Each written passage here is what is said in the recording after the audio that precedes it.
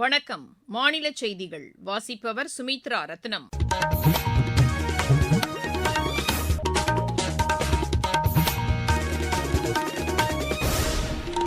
தலைப்புச் செய்திகள். பாதுகாப்பு தளவாடங்களின் உற்பத்தி மற்றும் ஏற்றுமதி தொடர்ந்து அதிகரித்து வருவதாக மத்திய அரசு கூறியுள்ளது.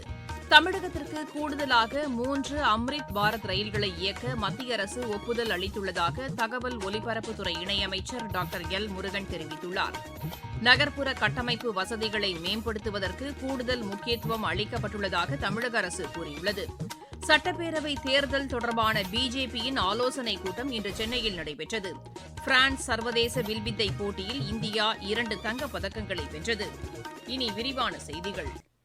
பாதுகாப்பு தளவாடங்கள் உற்பத்தியில் தனியார் பங்களிப்பு அதிகரித்துள்ளதாக பாதுகாப்புத்துறை அமைச்சர் திரு ராஜ்நாத் சிங் கூறியுள்ளார். இன்று நாக்பூரில் நிகழ்ச்சி ஒன்றில் பேசிய அவர், பாதுகாப்புத் துறையில் சுயசார்பை எட்டுவதற்கு தனியார் பங்களிப்பு அவசியமாகிறது என்று கூறினார்.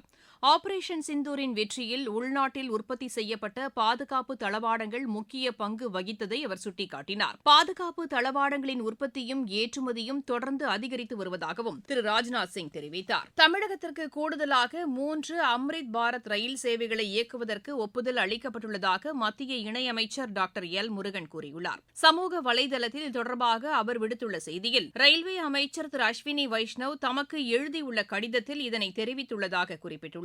இதன்படி நாகர்கோவில் மங்களூரு, நாகர்கோவில் சர்லப்பள்ளி, தாம்பரம் திருவனந்தபுரம் இடையே இந்த ரயில்கள் இயக்கப்பட உள்ளதாக அவர் தெரிவித்துள்ளார்.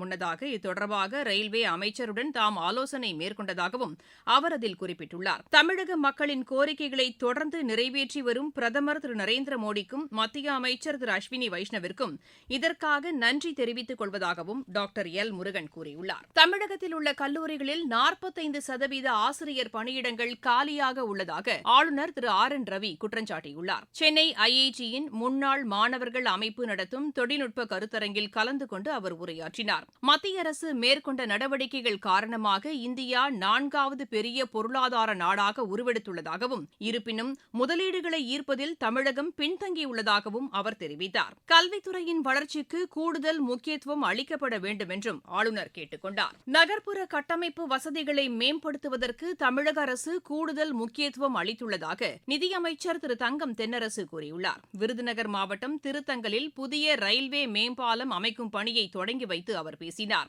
மாநிலம் முழுவதும் கட்டமைப்பு வசதிகளை மேம்படுத்துவதற்கான பணிகள் நடைபெற்று வருவதாக அவர் தெரிவித்தார். இதன் காரணமாக அனைத்து பகுதிகளும் பயனடைந்து வருவதாகவும் திரு தங்கம் தென்னரசு கூறினார். மக்களின் எதிர்பார்ப்புகளுக்கு செயல் வடிவம் கொடுக்கும் வகையில் தேர்தல் வாக்குறுதிகள் வழங்கப்பட்டு வருவதாக அஇஅதிமுக கூறியுள்ளது. இது தொடர்பாக அக்கட்சி வெளியிட்டுள்ள அறிக்கையில், முதல் கட்டமாக மகளிருக்கு மாதந்தோறும் 2000 ரூபாய் வழங்கப்படும் உள்ளிட்ட 5 அறிவிப்புகள் வெளியிடப்பட்டுள்ளதாக குறிப்பிடப்பட்டுள்ளது.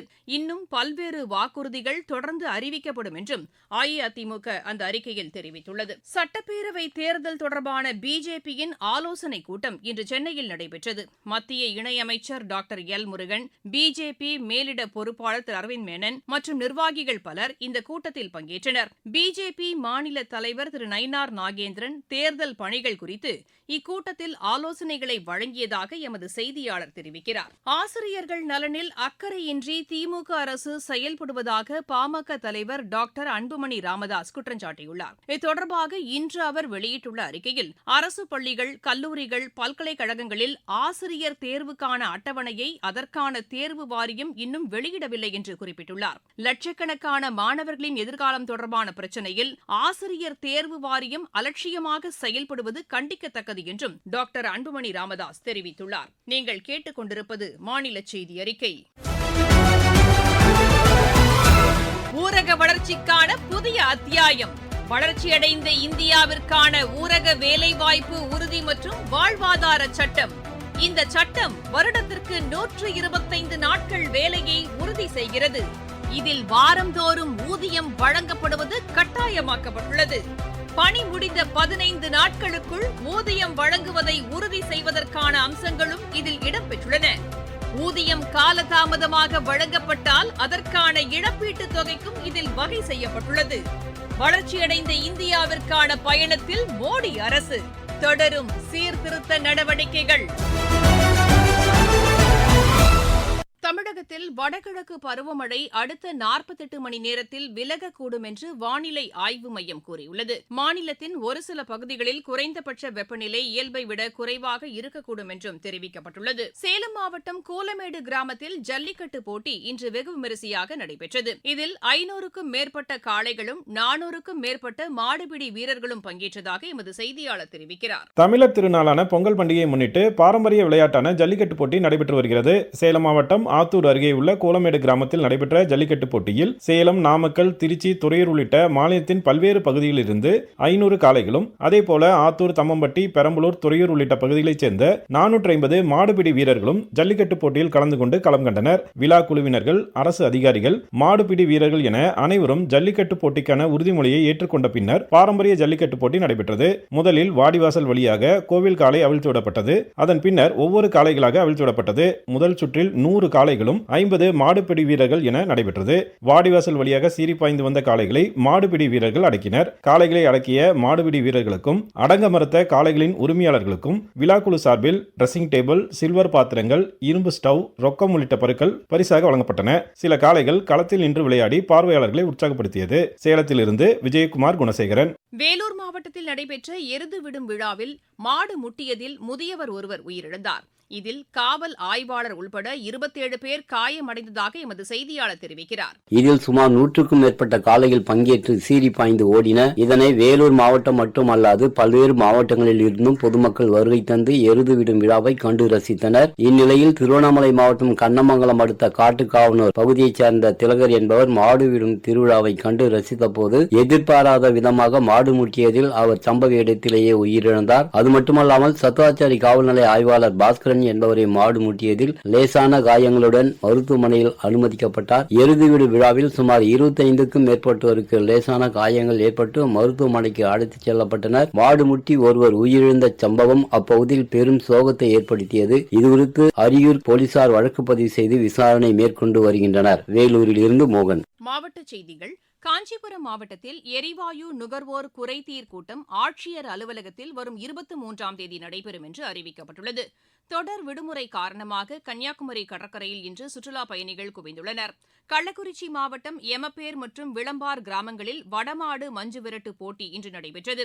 நாமக்கல் மாவட்டம் எருமைப்பட்டியில் நடைபெற்ற ஜல்லிக்கட்டில் 600க்கும் மேற்பட்ட காளைகளும் 300க்கும் மேற்பட்ட மாடுபிடி வீரர்களும் பங்கேற்றனர்.